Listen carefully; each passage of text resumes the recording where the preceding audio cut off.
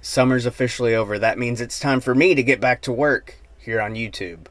Next on Heels and Quads. Join the debate, bring your own cup. Hard Rocket Kings with a full plate.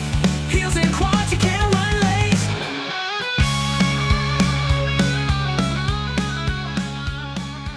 Welcome back, Heels and Quads Media here on YouTube. I am Tommy, and I'm back with another Elvis episode. It's been a year since I've done anything Elvis, solely Elvis, that is. I've done some Elvis records on my Spinning Saturday, which is probably over. But I wanted to talk about something because it is Elvis week. At the time of recording this, August 15th, tomorrow marks the 47th anniversary of Elvis's passing. And last Friday, an album or a box set came out called Elvis Memphis. And I wanted to talk about it because I've listened to it myself.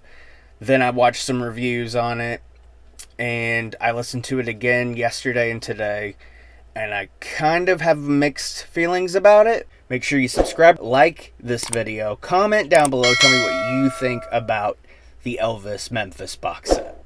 But I wanted to kind of get into it and get everybody's idea here on YouTube, if you've listened to it or if you're not even going to bother checking it out. Now, it was released last Friday. It was mixed by Matt Ross Spang, which he's been working on Elvis, remixing different Elvis content for the last 10 years for RCA Records. And it's produced by Ernst Jorgensen, who's been a part of the Elvis music community for forever. This covers all recordings Elvis did in Memphis for the most part. We've got the Sun studio days in the 50s. We've got the American Studio 1969 sessions. We've got the 73 Stack sessions. And we've got the 76 Jungle Room sessions, along with the Mid-South Coliseum concert from 1974. The first kind of complaint that I heard was that the Sun studio songs, and kind of all of them other than the live show, they all have a slight hiss sound to it. Me personally, I don't mind the hiss sound on something that's an older recording. Obviously, it's kind of easy to clean up now, because even now you can mix and master stuff through AI. Removes the hiss. It's pretty easy. I've done just messing around songs, covers that I've done just here on my iPhone, and I mean, it's easy to remove hiss from songs. However, when you're messing with, I don't really know how much of the tape they're actually using, the original analog recordings, because I know a lot of it, especially like That's All Right Mama, that was cut up and sold to collectors, and everything was kind of moved to digital. But I guess you could still, you take I'm sure the individual tracks from the instruments and the vocals were taken and pushed to the side on some sort of hard drive.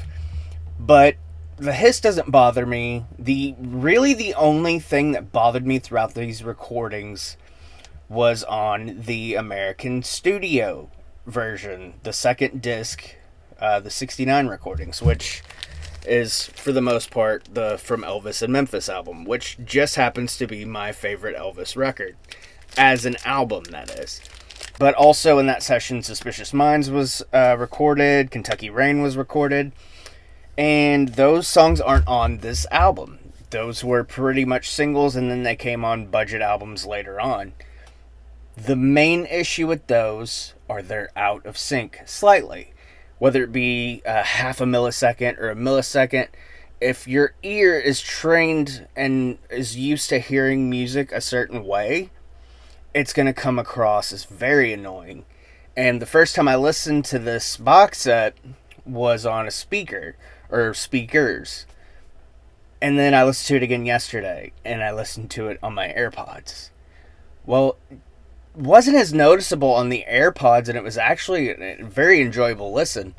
Another thing that I noticed was Don't Cry Daddy. It's almost got an echo sound to it, and that's because the whole concept of this box set is to give you the illusion of, as Ernst Jorgensen said yesterday in an interview at Graceland, It's to give you the idea that you are a fly on the wall in the studio that day.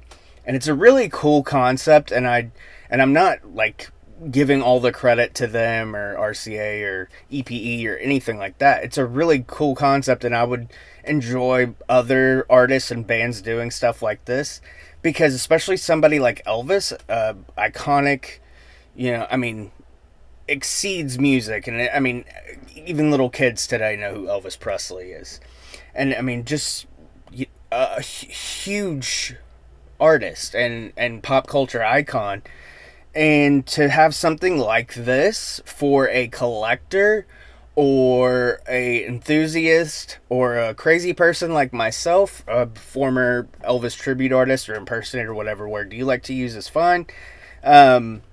This is a really cool way to really get into these songs. And we've had bootlegs and we've had multiple takes be released of all these songs before, and the mix here is fly on the wall studio, or what Elvis would hear in his headphones and his ear monitors.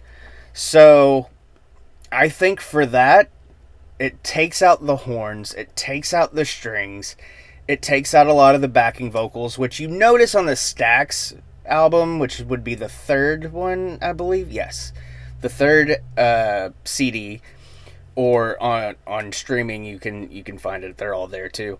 But the Stax, the backup singers like Cheryl Nielsen voice, the Stamps, and Sweet Inspirations, they're in the studio at that time. So that's why you're hearing them on that album as opposed to 69 or, in the 50s, pretty primitive and raw. You're not going to get all that stuff. It was, a guitar, Elvis playing guitar, Scotty Moore on guitar, and Bill Black on bass. So those are going to sound a little hissy. Those are going to sound very raw, like I said, primitive.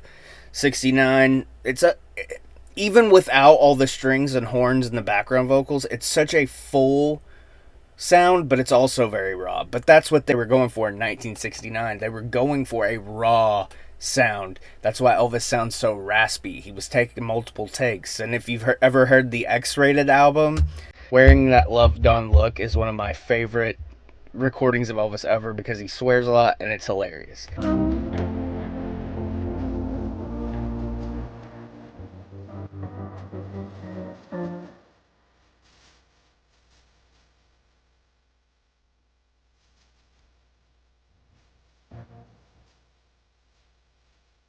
But just those songs, and also from Back in Memphis. It's from Elvis in Memphis and then Back in Memphis, which I have that vinyl too, and I didn't think to bring that one in. But I really just, a couple of visual things here.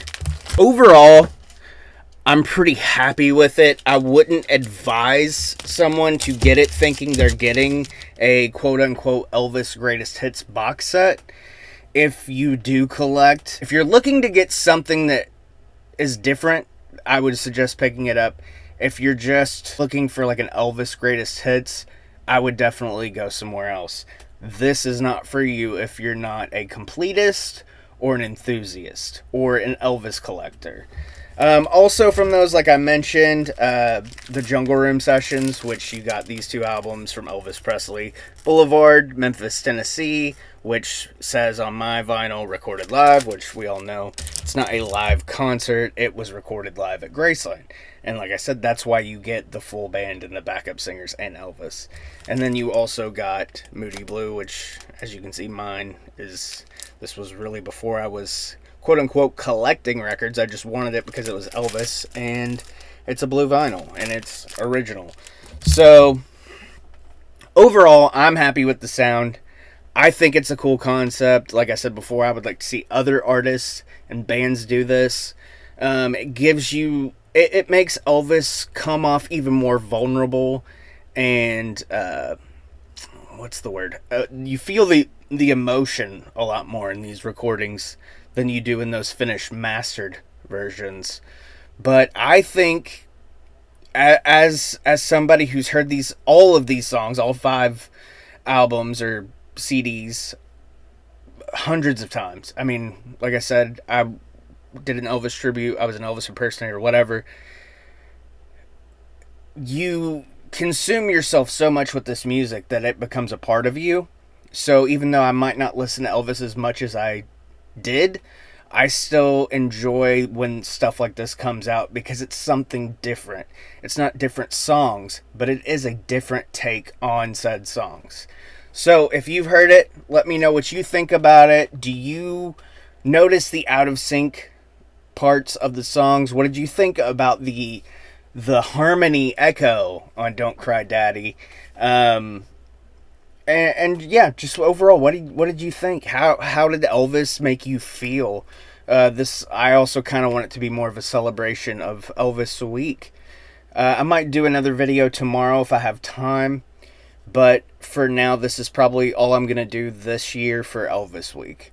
So let me know what your thoughts on Elvis are. Is he overrated? Is he underrated? If that's possible to underrate the king of rock and roll. But I want to know what your thoughts are on this Elvis Memphis box set. Make sure you subscribe to the channel, like this video if you enjoy it. Even if you didn't enjoy it, like it. It helps the channel out. We appreciate it. I appreciate it most of all. And of course, tell your friends, tell your enemies, and I'll see you next time.